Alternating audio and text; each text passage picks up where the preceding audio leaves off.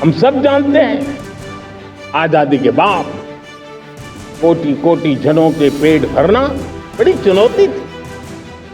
यही मेरे देश के किसान हैं जिन्होंने खून पसीना एक करके देश के अन्न के भंडार भर दिए। एक राष्ट्र के लिए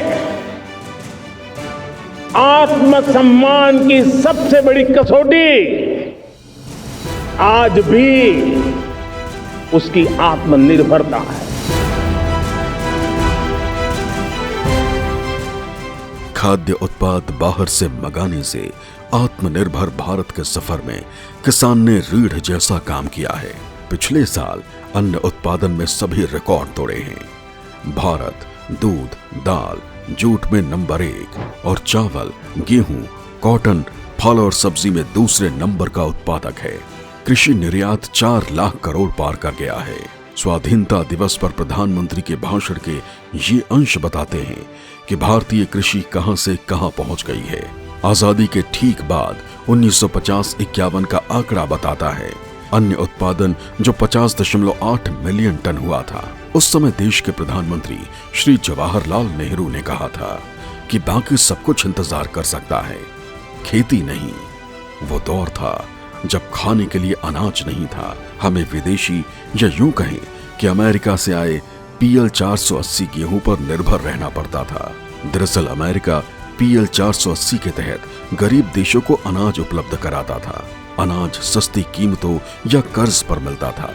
इसके तहत भारत को भी अनाज मिला जिसकी क्वालिटी अच्छी नहीं थी। 60 का दशक आया, पाकिस्तान से 1965 में युद्ध हुआ। वो तस्वीर हर किसी के जहन में होगी जब प्रधानमंत्री लाल बहादुर शास्त्री ने PM हाउस में हल चलाकर गेहूं बोया था और पहली बार हरित क्रांति की शुरुआत हुई। देश तरक्की करता गया। पाकिस्तान के साथ युद्ध में भारतीय जवानों ने अमेरिकी पेंटल टैंक और जेट का कब्रिस्तान बना दिया। उस समय अमेरिका के तत्कालीन राष्ट्रपति ने लाल बहादुर शास्त्री को फोन करके युद्ध बंद करने के लिए कहा, लेकिन शास्त्री जी ने जवाब दिया कि युद्ध पाकिस्तान ने शुरू किया है, आप उसी को बंद करने के लिए कहें। अमेरिकी प्रेसिडेंट ने धमकी दी कि हम PL 480 गेहूं नहीं देंगे और हमारे प्रधानमंत्री ने जवाब दिया कि हम अपना मैनेज कर लेंगे। और उनके कहने पर सब लोगों ने सोमवार का व्रत शुरू किया। इस प्रकार अनाज की कमी को दूर किया। वहां से लेकर वर्तमान प्रधानमंत्री श्री नरेंद्र मोदी के विजन ने देश को अन्न के मामले में पराधीन से स्वाधीन कर दिया है। 2024-25 अनाज का कुल उत्पादन 3,577.32 लाख टन पहुंच गया है।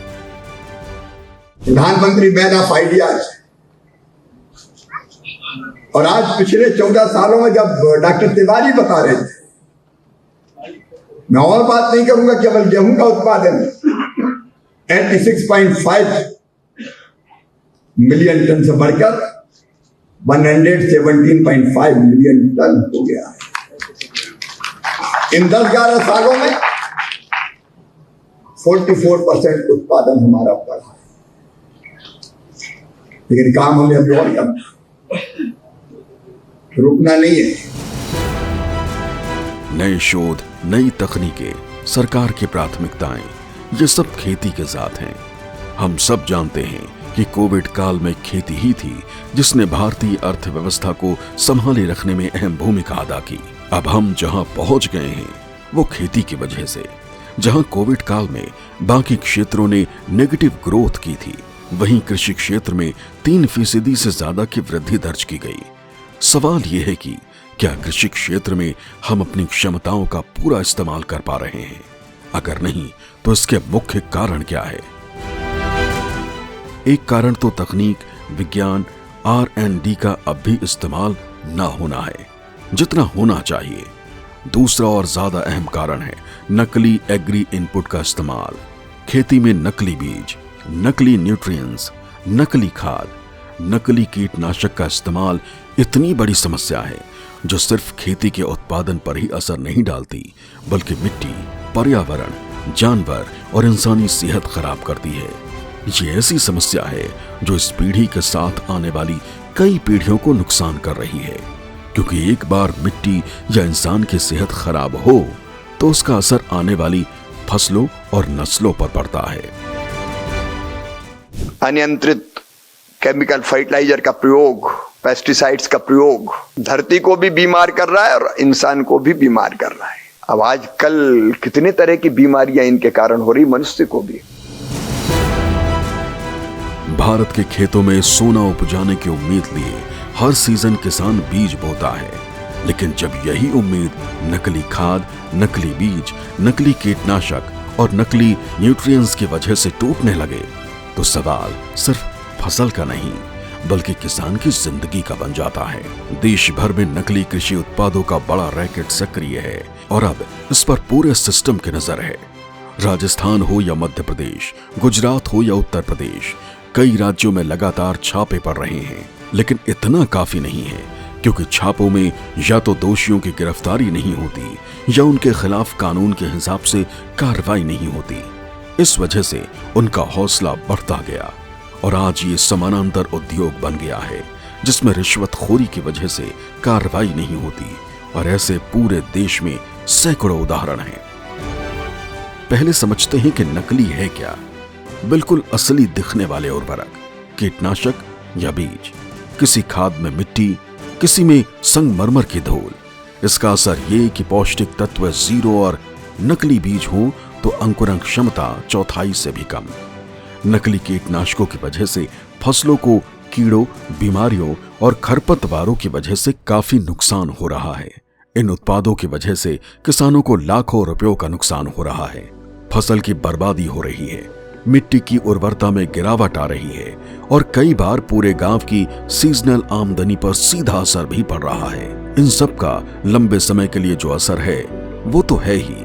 किसान की आमदनी कम मतलब देश की आमदनी कम, मिट्टी की उर्वरता में गिरावट मतलब सिर्फ 1 साल नहीं कई साल तक फसल पर असर। किसानों की फसलों के बर्बाद होने से क्राइम ब्रांच के आंकड़ों के हिसाब से हर साल करीब 11,000 किसान आत्महत्या कर रहे हैं। ये कितना करुणा का विषय है कि हमारा अन्नदाता आत्महत्या करने के लिए मजबूर होता है, जिसके लिए काफी हद तक ये नकली व्यवसाय जिम्मेदार हैं। सरकार का सही कदम न उठाना और ऐसे लोगों के खिलाफ कानूनी कार्रवाई में ढील देने की वजह से किसान आत्महत्या को मजबूर हो रहे हैं। यह हम सब देशवासियों के लिए बड़ी शर्म की बात है।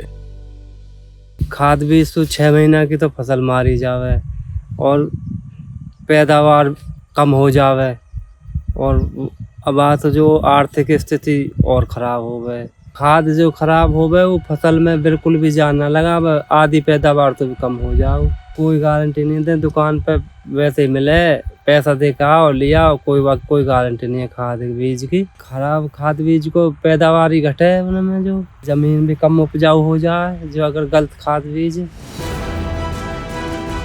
जिन राज्यों में नकली खाद बीज उर्वरक का बड़ा संकट है उसमें राजस्थान अहम है।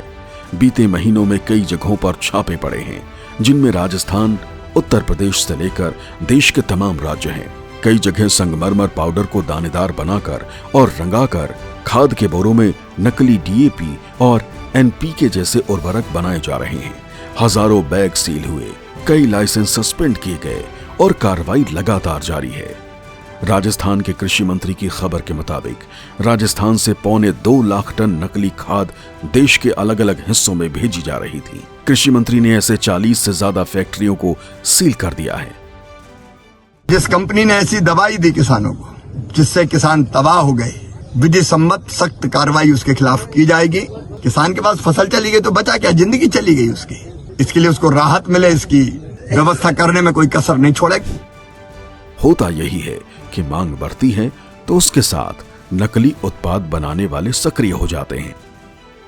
पहली वजह यही है कि सप्लाई गैप का फायदा ये ठग उठाते हैं। कई जिलों में निरीक्षण और सैंपल टेस्टिंग सरकार और अफसरों की लापरवाही और सेल्फ इंटरेस्ट की वजह से नहीं होती है। किसानों को डिजिटल वेरिफिकेशन या बैच कोड चेक करने की जानकारी कम होती है। कुछ अधिकारियों के मिलीभगत से ये रैकेट पनपते हैं। बड़े ब्रांडों के नाम पर नकली पैकेजिंग इतनी असली जैसी होती है कि फर्क समझना कई बार जानकार लोगों के लिए भी मुश्किल होता है। इसे लेकर सरकार को जो कदम उठाने चाहिए वो नहीं उठा रही है। मीडिया रिपोर्ट्स के मुताबिक 7,000 कीटनाशक बनाने वाली कंपनियों के रजिस्ट्रेशन भारत सरकार ने कैंसिल करने का फैसला किया, जिन्होंने सरकार द्वारा बार बार मांगने के बावजूद केवाईसी, उसकी फैक्ट्री का पता व खरीद बिक्री, इनपुट एक्सपोर्ट प्रोडक्ट की सूचना नहीं दी। इस फैसले को 8 महीने से ज्यादा का वक्त हो गया है, लेकिन केंद्र और राज्य सरकारों के बीच समन्वय नहीं होने की वजह से फैसले को अब तक क्रियान्वित नहीं किया जा सका है और अब भी ये कंपनियां शायद नकली माल बेचकर किसानों के साथ धोखा कर रही होंगी। इसी तरह की बातें कृषि मंत्री भी लगातार बार बार कहते रहे हैं और कह रहे हैं। नया कानून बनाया जा रहा है किसान भाइयों, उसका ड्राफ्ट तैयार किया जा रहा है और उसमें ऐसे किसी बेईमान को छोड़ा नहीं जाएगा। अभी मेरे पास शिकायतें आई कि फसल में दवाई डाली तो पूरी फसल ही सूख गई। मैंने टीम भेजी, वहां मध्य प्रदेश से आई शिकायत, हमारे वैज्ञानिक गए वहां, हम का दवाई उठाओ सैंपल, फिर उससे दुकानदार से पूछो लाया कहां से था तू, और जहां बनी थी वहां तक जाएंगे, इनको छोड़ेंगे नहीं, पूरा मुआवजा इनको किसान को देना पड़ेगा, सजा मिलेगी वो अलग। इन चीजों में अंदर तक जाना पड़ेगा। ऐसा नहीं है कि सरकार ने कदम नहीं उठाए हैं, लेकिन आजादी के बाद से अब तक इन कदमों में उस तरह की सख्ती की कमी है जो कैंसर से भी ज्यादा खतरनाक इस समस्या को जड़ से मिटा सके। जड़ से मिटाना तो दो, नकली उत्पाद की समस्या कम हुई हो ये मानना भी मुश्किल है। सीड्स बिल तो 1966 में ही आ गया था, लेकिन 1966 से लेकर अब 2025 आ गया, समस्या जस के तस है। इसके लिए अब नए बिल का ड्राफ्ट आ गया है, लोगों से सुझाव मांग लिए गए हैं।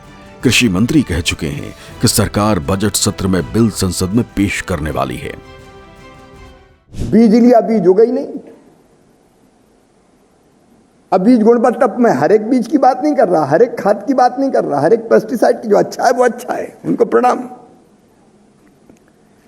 लेकिन किसी कंपनी ने घटिया बीज दे दिया, क्या करेगा किसान? बो दिया, ठीक से हो गई नहीं, अब रोता रहे किसान, कंपनी हाथ खड़े करके अलग हो जाती है। हम सीड एक्ट भी बना रहे हैं, उसकी तैयारी चल रही है, पेस्टिसाइड का एक्ट भी बना रहे हैं। अगर किसी ने घटिया, अमानक या नकली बेचा तो कड़ी से कड़ी सजा का प्रावधान करेंगे हम। सवाल फिर भी वही है कि यह बिल कितना प्रभावशाली होगा और इसे जमीन पर कैसे लागू किया जाएगा। पहली बात कि यह बिल ऐसा होना चाहिए कि ठगों की हिम्मत टूटे और उनको सख्त से सख्त सजा मिले, साथ ही ऐसा भी जिसमें उनके खिलाफ कार्रवाई में लापरवाही या ढिलाई करने वाले अधिकारियों की भी जवाबदेही सुनिश्चित की जाए। संयुक्त टीमें नहीं हैं जिसकी आवश्यकता है, लाइसेंस सस्पेंशन और ब्लैक लिस्टिंग का प्रावधान है। न्यूनतम 7 साल की सजा और भारी जुर्माना भी सजा में शामिल है। हर जिले में फर्टिलाइजर और सीड विजिल टीम की तैनाती भी होनी चाहिए। इन सब के बावजूद नकली उत्पाद की समस्या काबू में नहीं आ पाई है। नए सीड्स बिल में कानून और सख्त किए गए हैं। अभी तो लोगों के सुझाव के बाद इसमें कुछ और बदलाव की गुंजाइश है, लेकिन समस्या सिर्फ कानून बनाने से हल होनी होती तो कम से कम हालात अभी नियंत्रण में होते। समस्या कानून को जमीनी स्तर पर उतारने की है। जिस तरह मेडिकल क्षेत्र में लाइसेंस रिन्यू का प्रोसेस है, उसी तरह कृषि क्षेत्र में भी ऑडिट होना चाहिए। पकड़े जाने पर सजा बढ़ाई जानी चाहिए, सजा होना सुनिश्चित हो। नकली से छुटकारे के कदम ऐसे हैं जो देश की तरक्की के लिए बहुत जरूरी है, किसानों की तरक्की के लिए बहुत जरूरी है, और जिस तेजी से भारत सरकार इस क्षेत्र को बेहतर बनाने के लिए काम कर रही है, उसकी रफ्तार और बढ़ाने के लिए भी बहुत जरूरी है। भारत की जीडीपी आज भी चीन से 1/3 है। अगर देश को 2047 तक विकसित भारत बनाना है तो ये कृषि पैदावार, किसानों की आय और गांवों की तरक्की के बिना संभव नहीं है। आज किसान का बेटा खेती नहीं करना चाहता है और वो रोजगार की तलाश में शहर आना चाहता है। अगर हर कोई शहर की तरफ पलायन करेगा और गांव बचेंगे ही नहीं तो विकसित भारत का सपना अधूरा रह जाएगा। अगला स्टेशन आपकी मनचाही मंजिल खुशहाली है। खुशहाली के दरवाजे चारों ओर से खुले रहेंगे। किसान इंडिया के साथ यात्रा करने के लिए आपका धन्यवाद।